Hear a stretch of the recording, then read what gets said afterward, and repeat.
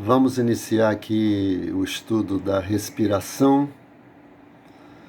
Eu estou chegando agora de viagem, gente. Eu tive pouco tempo, então eu vou tentar passar para vocês da melhor maneira possível aqui o processo da respiração. Temos aqui uma planária.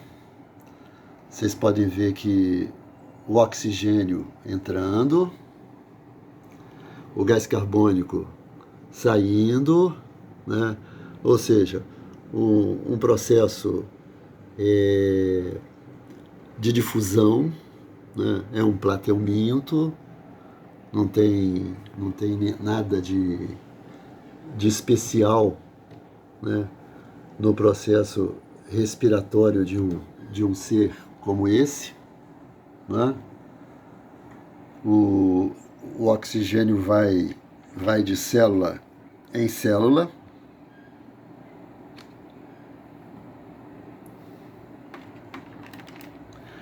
Aqui vocês estão vendo uma minhoca. O processo também é o processo de fusão, né, logicamente, com um detalhe, né? A respiração da minhoca envolve o sangue, porque já é um animal dotado de sangue. Aí essa pele é úmida, é fina, é permeável, né? Etc.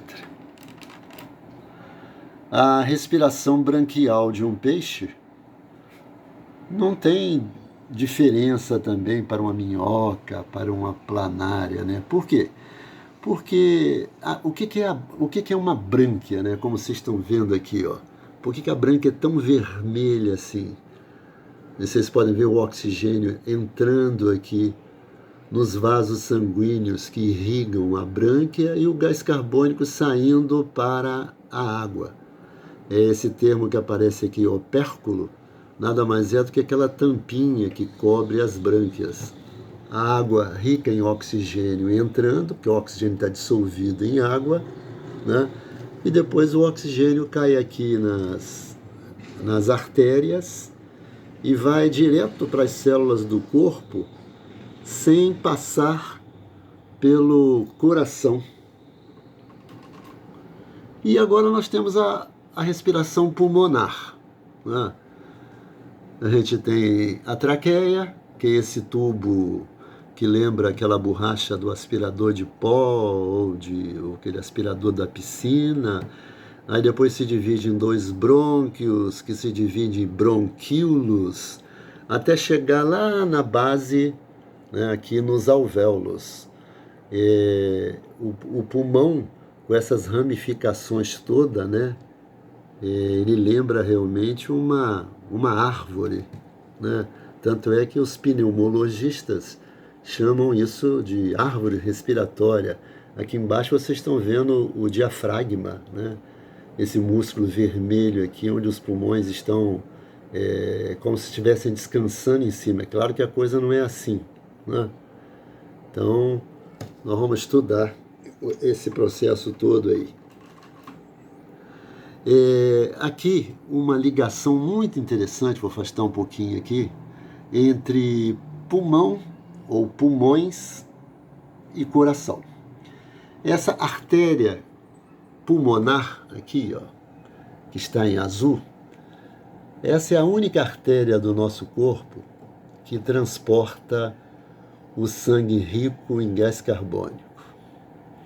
Aí essa artéria leva esse sangue até os pulmões e depois veias especiais trazem o sangue oxigenado para o coração. E aí a artéria aorta, como vocês estão vendo aqui, a principal artéria do corpo, sai ali do ventrículo esquerdo, leva o sangue oxigenado a todas as partes. De modo que não dá para separar, né, o ritmo respiratório.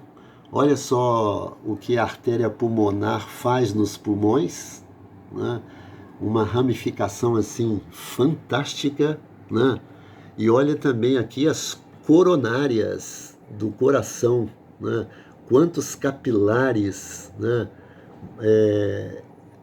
fornecendo aqui o oxigênio para o músculo cardíaco. Aliás, uma coisa que a gente tem que observar, né? O coração é o primeiro órgão a receber o oxigênio. Porque o oxigênio vem dos pulmões, entra no átrio esquerdo, passa para o ventrículo esquerdo, aí quando o sangue está saindo pela aorta, como vocês estão vendo aqui, aí a aorta tem dois ramos, que é a coronária esquerda e a coronária direita, que fazem essa ramificação aqui em cima do coração. Elas são chamadas de coronárias exatamente por fazer uma espécie de coroa no coração. Por que esse porquê é sempre discutível, né? Porque a característica autometabolismo está vinculada a um eficiente sistema respiratório. Vocês sabem que nós somos seres homeotérmicos, né? Ou endotérmicos. Então, o calor que nós precisamos vem realmente da nossa respiração, né? A gente está sempre fazendo a glicólise, aí depois o ciclo de Krebs, a cadeia respiratória e produzindo uma grande quantidade de energia. Para isso, é preciso que haja oxigênio. Vocês que já estudaram a respiração celular sabem que quando o oxigênio participa do processo, e ele participa lá na mitocôndria, né, a geração de energia é muito grande, enquanto que a geração de energia na glicólise é muito baixa, apenas 2 moléculas de ATP. Que função tem o oxigênio em nosso organismo, né? Vocês sabem, né? Vocês que estudaram respiração, sabem que o papel dele é exatamente combinar-se ali com os íons de hidrogênio, lá no finalzinho da cadeia respiratória, e produzir água.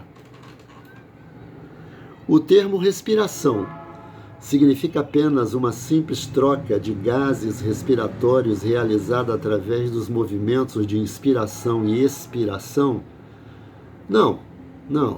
Essa troca, né, ou seja, o oxigênio entrando no organismo e o gás carbônico saindo, é apenas a primeira etapa. Aqui nós temos todo o processo, né? Primeiro, realmente, é preciso que haja, né, trocas gasosas, evidentemente, o oxigênio passando do pulmão para o sangue e o gás carbônico passando do sangue para o pulmão. Mas depois as hemácias vão carregar o oxigênio até as células, assim como são as hemácias também que trazem o gás carbônico, né, para o pulmão. Depois a gente tem as trocas gasosas nas células, né, e finalmente ocorre a respiração celular que vocês estudaram na outra biologia. Aqui nós temos uma figura muito interessante. Vocês estão vendo o interior do nariz, assim, o interior do nariz. E o que esse slide aqui ele mostra? Que você pode respirar tanto pelo nariz como pela boca. Agora, quando a gente está respirando e o ar está entrando pelo nariz ou pela boca, essa tampinha é o modo de falar, né? Essa válvula aqui, ó, a epiglote, ela ganha esse nome epiglote porque o prefixo epi significa sobre alguma coisa, ou seja, sobre a glote, que é a entrada do aparelho respiratório. Então ela fica levantada quando a gente está respirando. Agora, se por acaso a gente está comendo e na hora que a gente engole, ela automaticamente abaixa, fecha aqui a entrada do aparelho respiratório e o alimento vai pegar o esôfago aqui. Vocês estão vendo, o alimento tem que entrar pelo esôfago. Vocês sabem que às vezes a gente engasga quando o alimento tenta entrar aqui no aparelho respiratório, mas aí a gente tosse com força, né, e expulsa realmente a partícula. Aqui nós temos no número 4, mostrando a traqueia, né? E o número 3 aqui mostra a tireoide, mas a tireoide, você poderia falar assim, mas a tireoide tem alguma coisa a ver com a respiração? Assim, diretamente, não. Mas os hormônios que a tireoide produz, o T3 e o T4, eles são hormônios vinculados ao metabolismo. Uma taxa muito baixa de T3 e de T4, o metabolismo fica lento, certo? Então aí vocês estão vendo a traqueia. E a traqueia, o que ela faz, né? Ela, quando chega entre os dois pulmões, ela se divide em 2 tubos. A gente está vendo aqui, ó, os 2 brônquios, o brônquio esquerdo e o brônquio direito. Agora vamos para cá porque o brônquio vai se dividindo em bronquíolos, dividindo, até chegar nesses saquinhos que são os alvéolos pulmonares. São milhões de alvéolos nos pulmões. Esses pontinhos que vocês estão vendo aqui ao redor do pulmão seriam as costelas que foram cortadas. Vocês sabem que dificilmente uma partícula de poeira, uma bactéria, um vírus, né, ou qualquer coisa que esteja suspensa no ar, atinge os alvéolos, porque tanto a traqueia como o brônquio e os bronquíolos, eles têm muco, e esse muco aprisiona, né, o ar com suas partículas. Aqui eu sempre gosto de chamar a atenção desse produto, o cloridrato de nafazolina, que é um vasoconstritor, porque a pessoa que fica com o nariz entupido, os vasos do nariz estão dilatados. Aí as superfícies nasais ficam muito próximas e isso dificulta a passagem do ar. Esse produto, ele é vasoconstritor, ou seja, os vasos se contraem, né? Aí o ar passa, a pessoa sente o alívio, mas o problema é a dependência que isso pode gerar, né? Aqui vocês estão vendo o momento em que a traqueia se divide em 2 brônquios, o brônquio direito e o brônquio esquerdo, e dá para ver nitidamente os anéis cartilaginosos. E aqui o que o pneumologista chama de árvore respiratória, né? Ele tem toda a razão, né? Então, além do muco, né, que está presente na traqueia, no brônquio, no bronquíolo, a gente tem também os cílios. Os cílios que ficam aqui nesse tecido epitelial de revestimento da traqueia, dos brônquios, dos bronquíolos, fazendo um movimento assim de varredura das partículas que invadem o nosso pulmão, sempre varrendo para cima, né, e facilitando realmente a remoção desse material. Aqui está, ó, o tecido epitelial ciliado, né, da traqueia. Mas a gente tem aqui uma figura muito interessante, que no caso é essa aqui, ó, com os cílios extremamente ampliados, né? Eles fazem varredura sempre para cima, logicamente, né?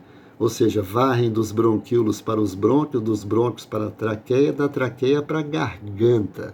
Eles não poderiam fazer um movimento contrário, né? Varrer para baixo, porque aí as impurezas iriam se acumular lá nos alvéolos, inclusive obstruindo os alvéolos. Coisa que vocês sabem que acontece, né? Porque, vamos lá aqui, ó, o fumo inibe o movimento dos cílios que limpam as vias respiratórias e destroem progressivamente os alvéolos. É por isso que alguns fumantes, depois de muito tempo, eles ficam assim, vamos dizer, encatarrados de maneira crônica.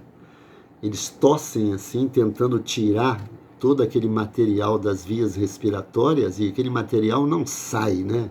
é uma dificuldade muito grande para sair. E quando pega uma gripe, a gripe é muito forte, né? Porque as defesas ficam realmente, as defesas do pulmão ficam prejudicadas. Além de inibir os movimentos dos cílios, a tendência do fumante é fazer com que o tecido epitelial perca os cílios. Aí fica um material liso e isso dá um grande prejuízo.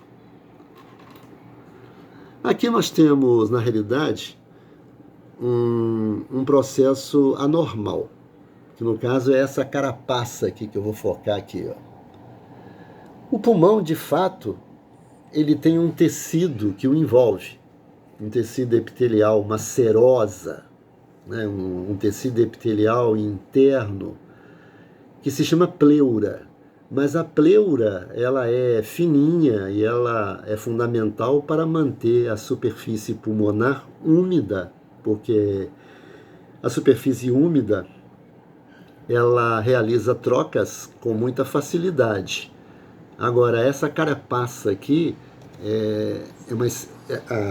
a pleura ficou espessa, né? Aí é um processo de doença. Mas a minha intenção era mostrar que o pulmão tem um revestimento.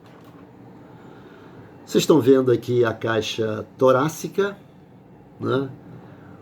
Que evidentemente protege os pulmões, protege também o coração. Mas a gente está vendo aqui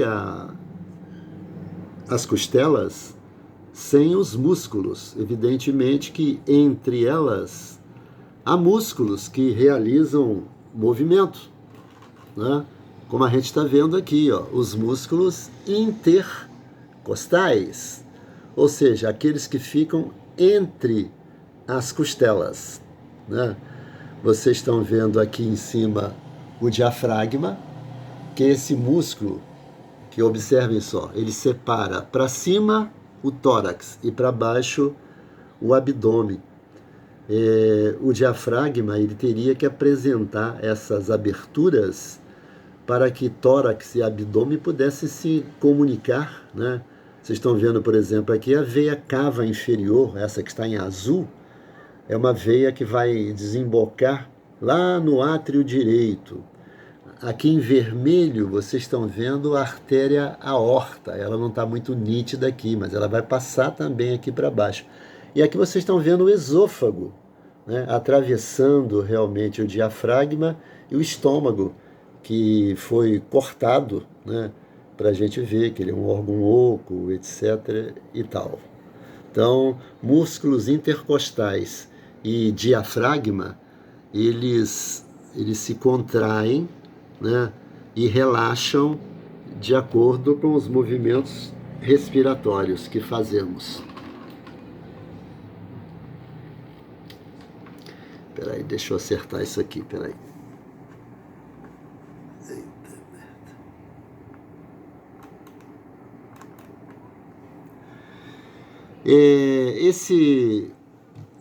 Isso que vocês estão vendo aqui, eu me lembro, gente, de experiência de sexto ano, quinta série, essas coisas assim, que os alunos demonstravam como funciona o diafragma, né? Observem que coisa simples, né? Um tubo de vidro ou de plástico, uma bexiga ali embaixo para você puxar e duas bexigas ali dentro, um tubo que depois se divide em dois, para mostrar que esse tubo seria a traqueia, e quando você puxa aquela película ali no fundo, o pulmão os dois sacos se enchem, né? É o momento em que o diafragma abaixa, é o momento da inspiração. E isso diminui a pressão sobre os pulmões. Agora aqui é o contrário. Se você soltar, né, a base ali embaixo, né, do frasco, aí a película sobe e aumenta a pressão sobre os pulmões. Aí o ar sai, o diafragma sobe, os músculos intercostais também relaxam e o ar sai. E isso aumenta a pressão sobre os pulmões. Aqui é a mesma coisa, e aqui sim nós temos uma coisa bem interessante. Vamos começar pela artéria pulmonar aqui. A artéria pulmonar, que eu já mostrei a vocês hoje, ela vem lá do do ventrículo direito, trazendo sangue rico em gás carbônico. E aqui ela chegando nos alvéolos e formando uma rede capilar. Ela é a única artéria do corpo que transporta o sangue rico em oxigênio. Em gás carbônico. A única. Ao mesmo tempo, vocês estão vendo aqui a veia pulmonar, que na realidade são 4 veias. 2 que partem de um pulmão, 2 que partem de outro pulmão. Também são as únicas veias que carregam sangue rico em oxigênio. E a gente tem no capilar, né, aqui no alvéolo, uma rede capilar diferente do restante do corpo. Como assim? O sangue que chega aqui nessa rede capilar chega trazendo gás carbônico, enquanto que o sangue que sai dessa rede capilar sai levando o oxigênio. Em qualquer outro lugar do corpo, a coisa é invertida, né, gente? Em qualquer lugar do corpo, por exemplo, imagine um músculo.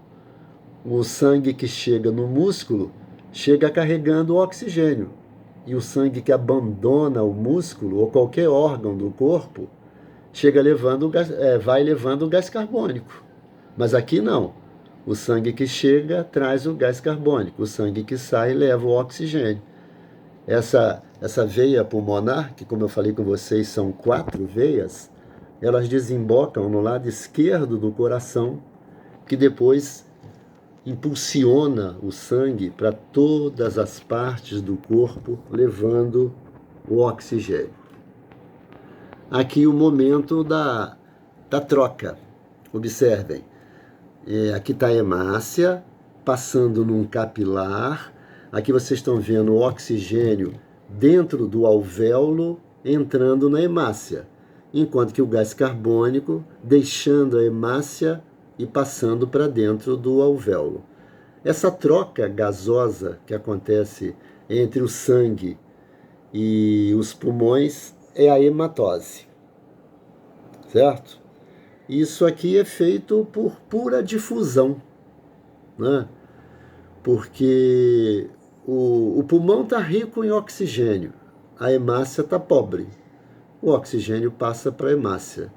A hemácia está rica em gás carbônico. O pulmão está pobre, então o gás carbônico passa para o pulmão por simples difusão. Como acontece aqui também, mesma coisa. E essa figura eu acho legal porque ela mostra aquilo que eu falei com vocês. Olha só, o sangue que está chegando aqui, ó. O sangue que está chegando é o sangue azul, ou seja, o sangue rico em gás carbônico. E o sangue que está indo é o sangue oxigenado. Então, o único lugar do corpo onde acontece uma rede capilar invertida. Mas também não poderia ser diferente, né? Imagina, chegar o oxigênio no pulmão e sair para o corpo o gás carbônico. Seria piada, né? Lógico. Então tinha que ser assim mesmo. A única invertida por uma questão natural. As hemácias, né, em número fantástico, elas têm esse nome de glóbulos vermelhos ou eritrócitos, né, porque o termo eritro significa vermelho e cito significa célula. Elas são produzidas constantemente. Vocês sabem que são células anucleadas, as hemácias dos mamíferos são anucleadas, e elas contêm dentro de si muitas e muitas moléculas de hemoglobina que tem uma afinidade imensa com o oxigênio, tem afinidade também com o gás carbônico, né? E infelizmente tem uma afinidade também com o monóxido de carbono. Aqui nós temos o que acontece nos tecidos de um modo geral, né? Agora vocês estão vendo a hemácia rica em oxigênio, ou seja, o sangue rico em oxigênio, e as células desse tecido aqui pobres em oxigênio. Aí o oxigênio passa para as células do tecido. Agora aqui o gás carbônico.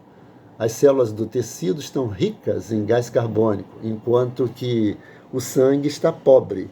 Aí o gás carbônico passa para o sangue e vai ser levado até os pulmões. Então essas trocas gasosas lá nos pulmões e aqui nos tecidos do corpo acontecem o tempo todo, né, gente? Evidentemente. E aqui o objetivo, né? Ou seja, para onde levar o oxigênio? Para as células, evidentemente. E eu escolhi de propósito, né, e busquei um livro antigo chamado Life, uma célula hepática. Aqui, ó. O que é uma célula hepática? Uma célula do fígado. E o que eu gostaria de chamar a atenção de vocês? A quantidade de mitocôndrias. Olha só, essas organelas aqui em vermelho, tudo isso é mitocôndria. E o que isso significa? Produção de energia, porque o fígado, ele tem inúmeras funções, certo? Esse material que está acumulado aqui, eu vou chegar próximo aqui, aí, próximo ao núcleo aqui, é glicogênio, ou seja, moléculas de glicose que aqui chegaram, se uniram para formar o glicogênio que vai funcionar como uma substância de reserva, né? De reserva energética. Aqui uma coisa muito simplória, né? Olha só, ar rico em oxigênio entrando na traqueia, no pulmão, passa para a hemácia, da hemácia vai até as células do corpo. Aí as células do corpo produzem o gás carbônico vai para a hemácia, esse gás carbônico é levado até o pulmão, e do pulmão esse gás carbônico ganha o ar atmosférico. Né? Uma figura assim típica de sétima série. Bem, olha só, nutrição, né? Especialmente amido, nutriente, especialmente glicose. Aí a gente tem todo o processo respiratório, né? Começando pela glicólise, depois o ciclo de Krebs, depois a cadeia respiratória, né? Como aparece aqui, né? O último momento, porque o oxigênio entra exatamente nesse momento aí. O oxigênio entra, combinando aqui com os íons hidrogênio, formando água, né? E o objetivo da respiração é exatamente energia. Para quê? Nós temos alguns exemplos aqui, ó. Trabalho muscular, produção de calor, síntese químicas, né? Principalmente a síntese proteica, a síntese de hormônio, de anticorpos, etc. e tal. Transporte ativo pela membrana, vocês sabem que a membrana faz transporte ativo, faz transporte facilitado, né? Faz difusão, aquele troço todo, mas gasta energia também, por isso transporte ativo. Bioluminescência, não é o nosso caso, né? Movimentos celulares, sim, e atividade cerebral, porque o cérebro gasta realmente muita energia. Uma figura muito bem bolada essa aqui. E agora nós temos quem é que comanda todo o processo respiratório, né? Vocês estão vendo aqui na base aqui do crânio o centro respiratório, que se chama bulbo, né? O bulbo controla tanto o coração como os pulmões. Portanto, ele vai controlar o ritmo respiratório e vai controlar também o ritmo cardíaco, porque não dá para fazer isso de maneira separada, né? Uma coisa leva a outra. E é o que nós vamos ver aqui, ó. Nós estamos aqui, o centro respiratório, emitindo mensagens, olha só para quem? Para os músculos intercostais, para o diafragma, para o pulmão, para o coração, aqui no meio, certo? E aqui esses pontinhos que aparecem aqui à direita são as costelas cortadas. Portanto, o bulbo é que controla a nossa respiração e controla também nosso ritmo cardíaco. O transporte do oxigênio e do dióxido de carbono foi o que nós estudamos na semana passada, mas de qualquer maneira vamos dar uma palhinha outra vez, né? Aí a oxihemoglobina, HB é hemoglobina. Então vocês têm aqui o oxigênio combinado com a hemoglobina, uma taxa de 97%, desse jeito, né? 3% apenas no plasma. A afinidade do oxigênio pela hemoglobina é muito grande. E é uma combinação instável, ou seja, combina e descombina. Já o gás carbônico também pode se combinar com a hemoglobina, né? Formando a carbohemoglobina. A totalidade do gás carbônico não é carregada assim, não. Vamos ver como é que é isso. Aqui, ó. Olha só. Uma hemácia, quando passa num tecido, ela recebe o gás carbônico, como vocês estão vendo aqui. Aí esse gás carbônico reage com a água através dessa enzima que é a anidrase carbônica, formando o H2CO3, que é o ácido carbônico, que se dissocia em íon carbonato e íon hidrogênio. O íon hidrogênio vai ficar associado à hemoglobina, enquanto que o íon carbonato vai para o plasma. 70% do gás carbônico é transportado aqui na forma de íon carbonato. O objetivo disso é evitar que o pH do sangue fique mais baixo, porque o pH do sangue ele pode ficar 7,6, pode chegar a 7,4, pode chegar a 7,2, né? Mas o interessante é que ele se mantenha mais alto, né? Ou seja, alcalino.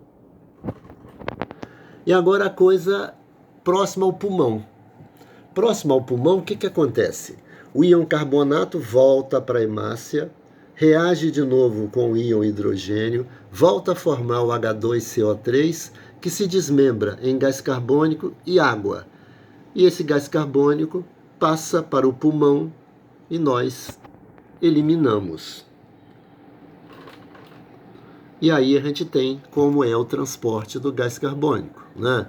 23% na forma de carbohemoglobina, 70% como íon bicarbonato e 7% como gás carbônico mesmo. A taxa de gás carbônico, evidentemente, que ela pode se alterar, né? Mas como o bulbo tem sensores alterando, logo isso aqui que eu queria falar com vocês aí. A relação entre a taxa de gás carbônico e o ritmo respiratório, evidente, né, gente? Porque o gás carbônico, ele é um óxido ácido. Ele pode reagir com a água, como vocês viram, e formar ácido, né? E o que pode resultar também em algum íon hidrogênio passar para o sangue, né? E alterar, assim, o pH do sangue. Aí o que o bulbo faz? Ao perceber que a taxa de gás carbônico se elevou, ele emite mensagens para o coração, para o diafragma, para os músculos intercostais, para que os movimentos, né, sejam acelerados. Em uma sala de aula muito cheia, a respiração das pessoas fica um pouco mais acelerada. Como você explicaria isso? Exatamente pela taxa de gás carbônico. E aqui uma coisa que já caiu tanto em prova, né, e que a gente conversou semana passada também, que é a carboxihemoglobina, ou seja, a combinação do monóxido de carbono com a hemoglobina. Só que essa combinação aqui é 200 vezes mais estável do que a combinação com o oxigênio, né? O oxigênio combina com a hemoglobina e depois se solta. Já o monóxido não se solta. E se você, como eu falei na semana passada, se você ficar num ambiente fechado, respirando monóxido, as hemácias vão pegando o oxigênio, pegando monóxido, pegando monóxido, pegando monóxido. E quanto mais hemácias pegam monóxido, deixam de pegar o oxigênio. Até que chega um determinado ponto que começa a ter carência de oxigênio no cérebro, né? Aí a pessoa pode desmaiar, mas continua naquele ambiente, né? E acaba morrendo. Parte da hemoglobina do fumante está inativa, pois ela se combina com o CO. Aqui saiu errado, né? Saiu com O minúsculo e é maiúsculo, lógico. Diminuindo assim a oxigenação das células. Claro, né? A gente acabou de ver que as hemácias ficam realmente obstruídas, né? Ou ocupadas transportando monóxido. Qual o prejuízo para as células? Menos oxigênio chegam nas células, né? Menor produção de energia, evidentemente, né? Um grande prejuízo para a saúde da pessoa. A relação entre o número de hemácias por milímetro cúbico no sangue de uma pessoa e a altitude onde ela vive, sim, né, gente? Porque a gente sabe que quanto mais alto uma região, mais rarefeito é o ar. Se formos para uma região muito alta, a gente vai sentir falta de ar. Mas, permanecendo lá durante um determinado período, a nossa medula óssea vai compensar esse problema e vai aumentar a produção de hemácias. Aí a gente não vai sentir mais falta de ar, certo? Isso é interessante.